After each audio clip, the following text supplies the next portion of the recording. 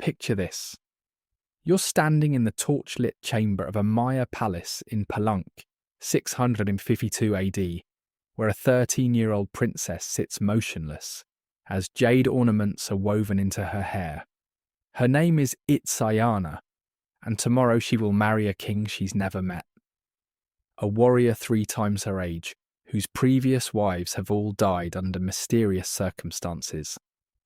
The wedding preparations around her look more like funeral rites than celebration, and for good reason. She knows that Maya royal marriages aren't unions of love, or even political convenience. They're blood contracts sealed with rituals so disturbing that many princesses prayed to the gods for death rather than face their wedding night. As her attendants paint her body with symbols she doesn't recognize, Itzayana trembles not from the cold stone beneath her, but from the knowledge of what awaits her when the sun sets tomorrow. Before we uncover these meticulously documented accounts of why Maya princesses viewed their wedding nights as a descent into living nightmare, if you're fascinated by how ancient civilizations transformed marriage into mechanisms of terror and control, consider hitting that like button and subscribing for more content that reveals the dark truths behind history's most misunderstood cultures. And please, share in the comments where you're watching from. It's sobering to think we're exploring these hidden horrors together, from places where young women now have rights the Maya princesses could never have imagined. What you're about to discover isn't the romanticized vision of Maya culture found in tourist brochures. These are the documented realities of a civilization that turned royal marriages into elaborate rituals of domination, where virgin princesses weren't brides, but sacrificial offerings to political alliances sealed in blood and terror. The Maya didn't just arrange marriages, they orchestrated theatrical productions of power, where the princess's fear, pain, and submission were essential elements of the ceremony itself. Understanding why these young women dreaded their wedding nights reveals the true nature of power in ancient Mesoamerica. Let's establish the fundamental reality of Maya royal marriages that made them uniquely terrifying. Unlike European political marriages where the ceremony itself was typically brief and formal, Maya royal weddings could last for days or even weeks, with each stage designed to break down the princess's identity and rebuild her as a vessel for political power.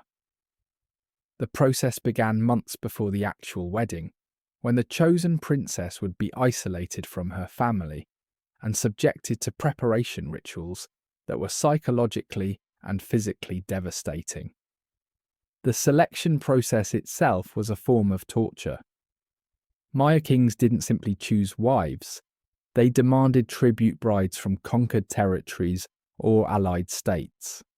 A princess might learn of her fate when foreign emissaries arrived at her father's court, examining her like livestock.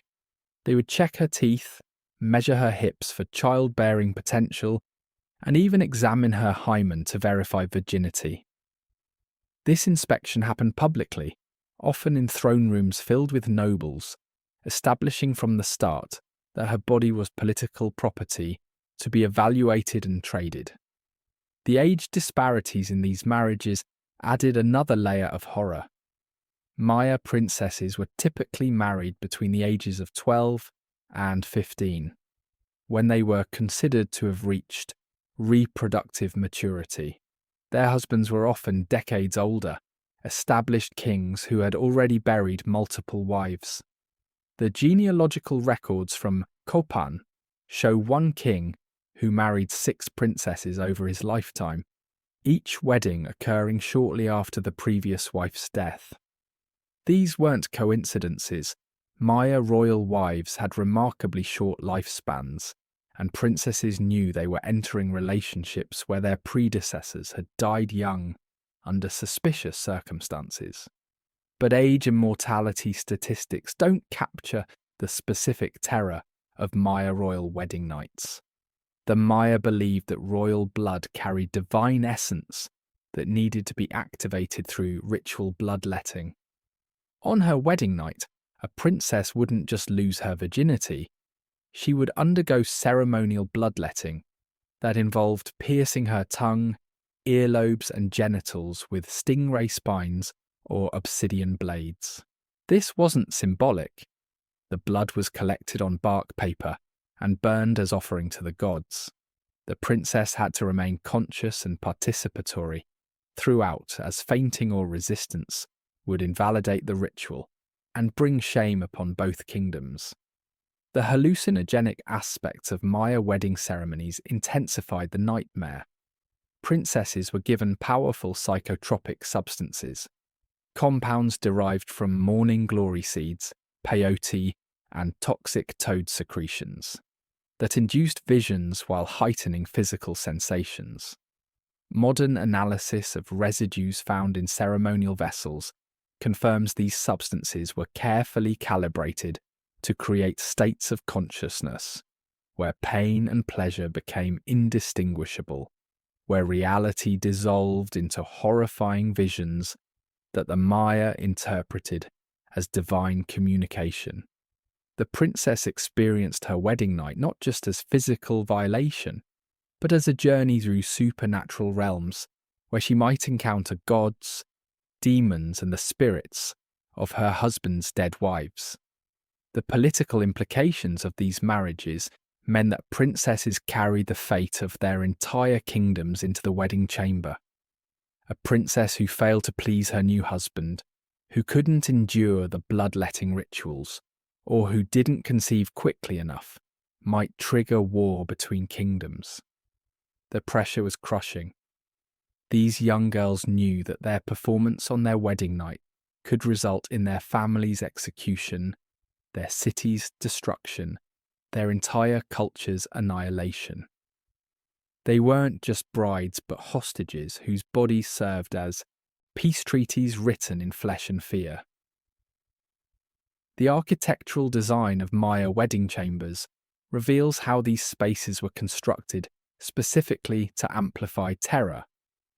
Archaeological excavations at sites like Yaxchilan have uncovered royal bedchambers with acoustic properties that carried sounds throughout the palace complex. Every cry, every prayer, every moment of the wedding night became a public performance. The chambers featured stone platforms stained with centuries of blood, carved with images of previous queens undergoing the same rituals. Imagine being a 13-year-old girl led into a room where the walls themselves testified to the suffering of those who came before you, where the very stones had absorbed the anguish of generations of princesses who had lain in the same spot. The role of the Agony, the Maya priests who officiated these ceremonies, transformed what should have been intimate moments into religious theatre. These weren't witnesses, but active participants who directed every aspect of the wedding night according to sacred texts. They would instruct the king on specific positions that aligned with astronomical observations, turning consummation into a cosmic event. The priest remained in the chamber throughout, chanting prayers, burning copal incense until the air became thick with smoke, and collecting blood offerings at prescribed moments. The princess had no privacy, no moment of tenderness. Every touch was choreographed, every sound interpreted for divine meaning. The bloodletting tools used during wedding nights were hereditary objects passed down through royal lines, each carrying the DNA of previous queens. The stingray spines came from specific sacred sites and were prepared months in advance through rituals that included feeding them with royal blood. Obsidian blades were knapped by specialist priests who imbued each edge with prayers. These weren't just instruments of pain, but sacred artifacts that connected the current princess to an unbroken line of suffering. Some archaeological findings show these tools were decorated with the names and dates of previous users, creating a genealogy of agony that each new bride joined. The morning after rituals proved equally traumatic. The princess, weakened from blood loss and psychological trauma, had to appear before the court to display evidence of consummation and bloodletting. The bark paper containing her blood would be presented to nobles from both kingdoms, who would examine it for signs of divine approval. If the blood patterns were deemed inauspicious, too little blood suggesting lack of commitment, too much indicating weakness, the marriage could be annulled, triggering the political catastrophe the union was meant to prevent. The princess lived or died based on how her blood splattered on sacred paper.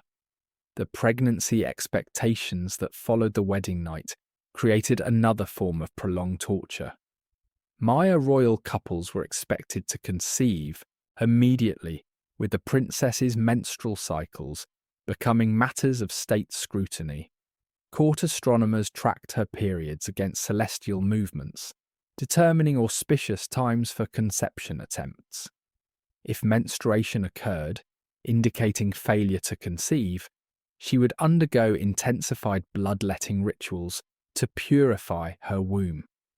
The Spanish chronicler Diego de Landa documented cases where princesses who failed to conceive within the first year were subjected to increasingly extreme fertility rituals involving public humiliation, dietary restrictions that bordered on starvation, and ceremonial violations with sacred objects.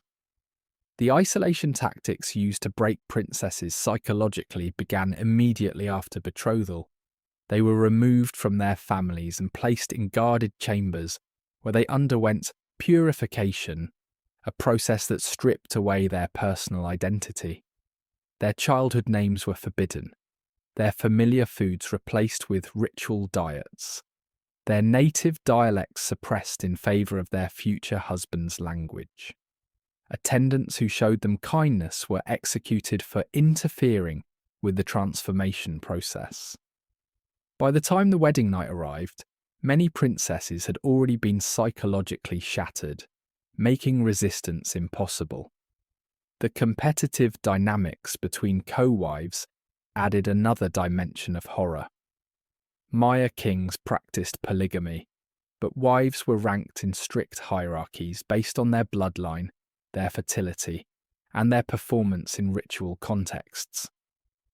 A new princess entering the system faced not just her husband's demands, but the hostility of existing wives who saw her as a threat. Senior wives often participated in the wedding night rituals, instructing the new bride through demonstrations that were thinly veiled assertions of dominance. Some chronicles describe senior wives taking sadistic pleasure in ensuring the new princess suffered more than they had, creating cycles of abuse that perpetuated with each royal marriage. The supernatural beliefs surrounding royal conception meant that wedding nights involved attempts to invoke specific deities through the princess's suffering. The Maya believed that the gods were more likely to incarnate in royal children conceived during moments of extreme ritual intensity. This led to wedding night practices designed to create altered states through combinations of blood loss, hallucinogens, and sensory overload. Princesses reported experiencing visions of jaguar gods devouring them, of serpent deities entering their bodies, of their wombs becoming portals to the underworld. These weren't dismissed as hallucinations, but interpreted as divine possession necessary for conceiving God-touched heirs. The detailed documentation of these wedding nights in Maya codices reveals a civilization that viewed female royal suffering as essential to cosmic order. The few surviving texts show princess after princess undergoing identical ordeals, their individual humanity erased in favour of ritual conformity. The Dresden Codex contains a section that appears to be a manual for royal wedding nights, with hieroglyphs describing specific bloodletting patterns, prescribed vocalizations the princess should make, and astronomical conditions that would enhance or diminish the ritual's effectiveness. These weren't celebrations of union but technical manuals for orchestrated trauma. The physical aftermath of Maya royal wedding nights left permanent marks on princesses' bodies that served as lifelong reminders of their ordeal. Archaeological examinations of royal female remains show patterns of scarring consistent with ritual bloodletting. Tongues perforated multiple times, genital scarring that would have caused chronic pain, ear lobes stretched and torn from heavy jade ornaments worn during ceremonies.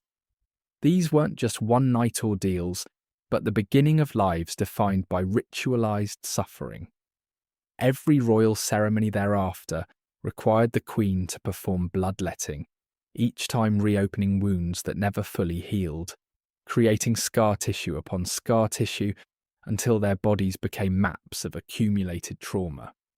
The documented case of Lady Six Sky of Wat Cabanal provides rare historical insight into a princess who survived multiple royal marriages.